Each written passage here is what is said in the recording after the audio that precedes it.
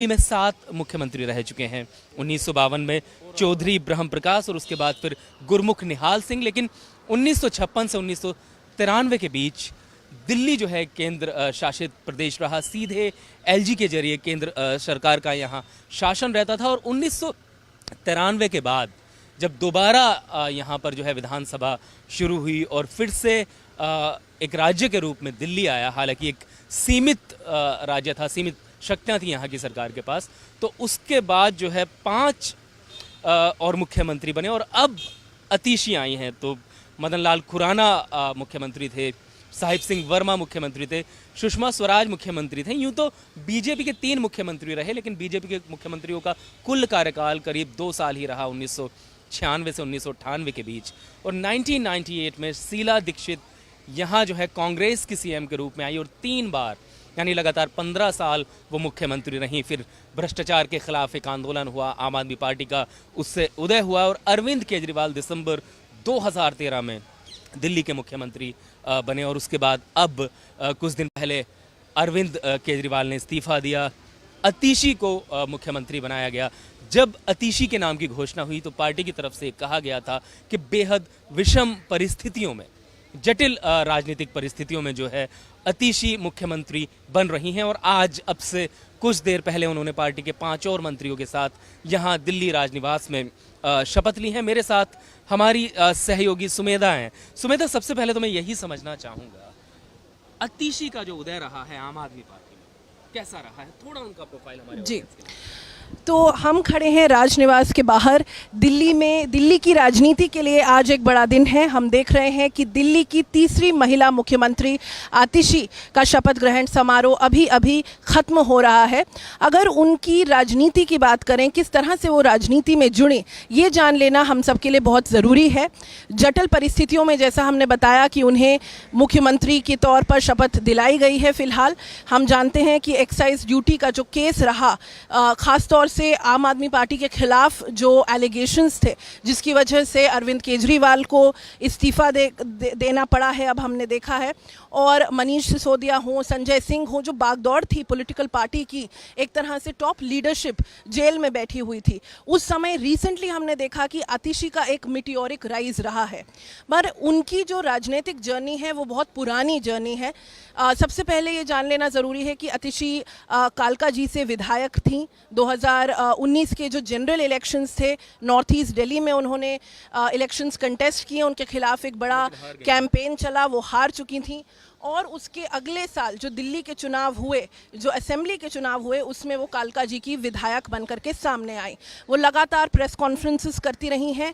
आम आदमी पार्टी का जो बड़ा मूवमेंट था 2013 का, anti corruption movement, India against corruption, उस समय वो मनीष सिसोदिया के साथ जुड़ी। एक चेहरा, एक एजुकेटेड चेहरा जो आम आदमी पार्टी लगातार कोशिश कर रही थी एक ब्रांड बनाने की, कि हमारे पास पढ़े लिखे और एजुकेटेड लीडर्स हैं जो शिक्षा की बात करते हैं, जो हेल्थ की बात करते हैं।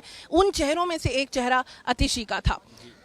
तो अतीशी जो है, जैसा कि हम उनके राइज की बात कर रहे हैं, दिल्ली के सेंट स्टीफेंस कॉलेज से उन्होंने इतिहास में पढ़ाई की, उसके बाद वो ऑक्सफोर्ड यूनिवर्सिटी पढ़ने गई और जो शेफनिंग फेलोशिप एक काफ़ी प्रतिष्ठित फेलोशिप है, वो फेलोशिप उन्हें मिली। उसके बाद वो पढ़ के लौटी, फिर कई एनजीओज़ के साथ उन्होंने काम किया, राइट टू एजुकेशन के साथ काम किया। और वो एक कार्यकर्ता के रूप में जब पार्टी के साथ जुड़ी तो लंबे समय तक उन्होंने कार्यकर्ता के रूप में ही काम किया। कोई पोर्टफोलियो, कोई पद उनके पास नहीं था। एक तरीके से मनीष सिसोदिया को पॉलिसी मेकिंग में वो असिस्ट कर रही थी। और इसके बाद ये राजनीतिक सफ़र उनका चलता रहा। लेकिन 2 साल पहले जब दिल्ली में आम आदमी पार्टी कथित शराब घोटाले में घिरी, एक के बाद एक नेता जेल जाते रहे, और मार्च में जब मुख्यमंत्री अरविंद केजरीवाल जेल चले गए तो पार्टी के अंदर एक नेतृत्व का संकट था। भले ही केजरीवाल मुख्यमंत्री थे, लेकिन कर वो नहीं सकते थे, तिहाड़ में थे। तो उस समय में जो केजरीवाल ने मैसेज दिया था पार्टी को भी और बाहर भी क्लियर दिया था कि हम अतीशी बागडोर दे रहे हैं। तो अब जब केजरीवाल इस्तीफा की घोषणा की थी केजरीवाल ने सुप्रीम कोर्ट से जमानत मिलने के बाद, तो ये लगभग स्पष्ट था कि अतीशी के हाथ में ही बागडोर जा सकती है। लेकिन जिन परिस्थितियों में अतीशी मुख्यमंत्री बन रही हैं, ये आसान परिस्थितियां नहीं हैं, विषम परिस्थितियां हैं। एक दो महीने या हो सकता है 5 महीने बाद दिल्ली में चुनाव होंगे। हालांकि आम आदमी पार्टी जो है नवंबर में महाराष्ट्र के साथ चुनाव कराना चाहती है, लेकिन फरवरी तक जो है आतिशी के पास काम करने के लिए बहुत ज़्यादा वक्त नहीं है और उनके पास कई चैलेंजेस। सबसे बड़ा चैलेंज किसी पार्टी में नए नेता के लिए ये होता है कि वो पार्टी में अपनी अथॉरिटी को साबित करे। अभी तक के जो बयान आम आदमी पार्टी की तरफ से आए हैं, खास करके गोपाल राय, सौरभ भारद्वाज जैसे मंत्रियों के, उनसे तो यही संकेत मिला है और लगभग स्पष्ट संकेत मिला है कि अरविंद केजरीवाल एक सुपर सीएम की तरह होंगे, सब कुछ उनके हाथ में होगा और अतिशी उनकी परछाई में या उनके साए में काम करेंगी। लेकिन कोई भी नेता जब किसी साए में या किसी परछाई में काम करता है, किसी और के प्रभाव में काम करता है, तो उसके लिए अपने व्यक्तित्व को और अपनी जो उसकी खुद की पहचान है उसको साबित करने की भी चुनौती होती है। तो सुमेधा, हमने देखा जिस तरीके से 43 साल की उम्र में आतिशी दिल्ली की सबसे युवा और तीसरी महिला मुख्यमंत्री बनी, आपको क्या नजर आता है किस तरीके से वो बागडोर संभालेंगे, उनकी क्या प्रायोरिटीज हो सकती है? जी, और ये भी जान लेना बहुत ज़रूरी है कि इससे पहले कि आतिशी लेती मुख्यमंत्री की पद को एक्सेप्ट करती, बहुत से दायित्व हैं जो आतिशी दिल्ली सरकार के लिए संभाल रही थी। इनमें से अगर हम कुछ की बात करें तो आतिशी के हाथ में थी शिक्षा की बागडोर, उच्च शिक्षा से लेकर टेक्निकल ट्रेनिंग, एजुकेशन, हेल्थ, ऐसे बहुत से डिपार्टमेंट हैं, including PWD, public works department है दिल्ली का, उसको वो संभाल रही थी। तो इसमें इस पूरे राजनीतिक गहमा गहमी में ये भी जानना ज़रूरी है कि क्या होगा दिल्ली की सरकार का, किस तरह से सरकार चलेगी जब आतिशी मुख्यमंत्री बन गई हैं। तो क्या होगा इन डिपार्टमेंट्स का, किस तरह से जो लीडरशिप है वो एक वैक्यूम को कैसे फिल करेगा, ये सबसे बड़ा चैलेंज रहेगा। खासतौर से जैसा कि आपने कहा कि इलेक्शंस होंगे अगले कुछ महीनों में, ये सब बात हम जानते हैं।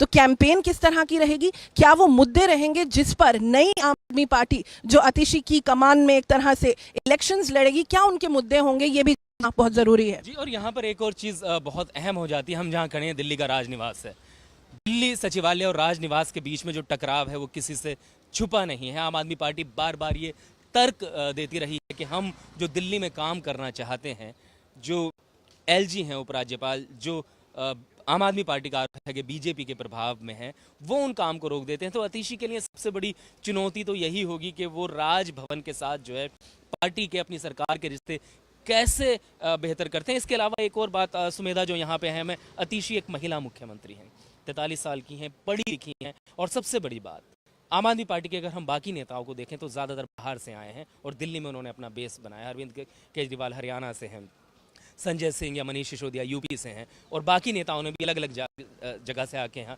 वैसे दिल्ली प्रवासियों का शहर है, लेकिन अगर इस मामले में आतिशी को देखें तो वो दिल्ली में पली बड़ी हैं। सेंट स्टीफेंस कॉलेज से उनकी पढ़ाई हुई, उनके माता पिता दोनों यहीं पे थे, तो उन्होंने दिल्ली को एक नागरिक के रूप में समझा है और एक महिला है। तो इस समय एक महिला चेहरे को लाके पार्टी जो यहाँ का जो एक 50% आबादी है महिलाओं को, उसको भी संकेत देने की कोशिश की है। और ये कहा जा रहा है जैसे बाकी दूसरे राज्य हैं वहाँ पर जिस तरीके से जो है महिलाओं को लुभाने के लिए स्कीम्स लाई गई हैं, मध्य प्रदेश में लाडली बहन योजना है, कई राज्यों में इस तरीके की योजना है, तो दिल्ली सरकार भी जो है ऐसा माना जा रहा है इस तरीके की कैश बेनिफिट महिलाओं को देने की कोई योजना ला सकती है। लेकिन सबसे अहम सवाल सुमेधा यही होगा, क्या राजभवन से, राजनिवास से वो उसको अप्रूव करा लेगी? जी, ये बहुत दिलचस्प बात है कि आतिशी के पास अब एक बड़ा टास्क है। सबसे पहला टास्क यही है कि किस तरह से उनकी कैबिनेट, जो नई कैबिनेट आज फॉर्म हुई है उसमें 5 नए लोग जुड़े हैं, क्या वो, जैसा कि आपने कहा, क्या वो इन स्कीम्स को अप्रूव करवा पाएंगी, क्या उनका रिश्ता रहेगा एलजी के साथ, ये देखना बहुत ही दिलचस्प होगा। इसके साथ साथ ये एक दिलचस्प चीज़ है कि वो महिला मुख्यमंत्री हैं, हमारे देश में दूसरी ही ऐसी महिला मुख्यमंत्री हैं, क्योंकि ममता बनर्जी जो वेस्ट बंगाल की चीफ मिनिस्टर हैं वो भी फिलहाल काफ़ी बड़े जूझ रही हैं, काफ़ी बड़ी कंट्रोवर्सीज में घिरी हुई हैं।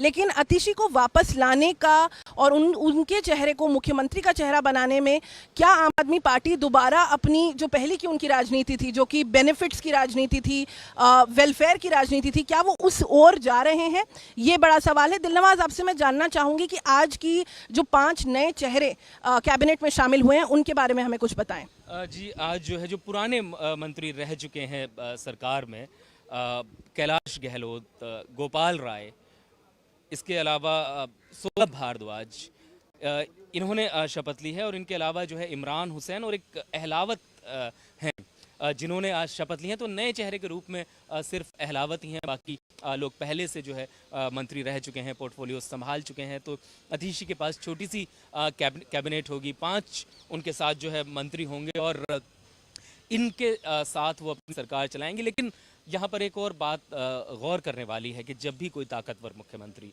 या कोई लोकप्रिय मुख्यमंत्री किन्हीं परिस्थितियों के कारण अपनी कमान किसी दूसरे मुख्यमंत्री के हाथ में सौंपता है, तो ये आशंका उसके मन में ज़रूर बनी रहती है कि क्या जिसको मैं कमान दे रहा हूँ, जिसको बागडोर दे रहा हूँ, उस पर पूरी तरह विश्वास कर पाऊंगा। और भारतीय राजनीति में ऐसे उदाहरण हैं। बिहार में नीतीश कुमार ने जो है मुख्यमंत्री बनाया था जीतन राम मांझी को, और अभी कुछ महीने पहले झारखंड में हेमंत सोरेन ने जो है चंपा सोरेन को मुख्यमंत्री बनाया था। और जब ये दोनों मुख्यमंत्री पद पर लौटे अपने अपने समय में, तो इन दोनों नए मुख्यमंत्रियों को अपने रास्ते अलग करने पड़े, पार्टी बनाई। और तो इस तरीके की एक आशंका भी है कि क्या अतिशी मुख्यमंत्री बनने के बाद जो है कोई एक वैकल्पिक रास्ता बाद में ले सकती हैं जब केजरीवाल जो है इस पद पर दोबारा लौटे। लेकिन हमने कई विश्लेषकों से सवाल पूछा कि क्या कोई ऐसी आशंका होती है। ज़्यादातर, बल्कि मैं कहूँ अधिकतर या सभी लोगों का यही मानना है कि अतिशी का जो भी राजनीतिक जिस तरीके से उदय हुआ है, जिस तरीके से वो सामने आई हैं, वो अरविंद केजरीवाल और मनीष सिसोदिया के साए में रही हैं। और शायद केजरीवाल और मनीष सिसोदिया ने उन्हें सबसे सुरक्षित समझा होगा भरोसा करने के लिए, इसीलिए उन्हें मुख्यमंत्री बनाया गया है। तो आज दिल्ली की राजनीति में ये एक नया और बड़ा घटनाक्रम हुआ है।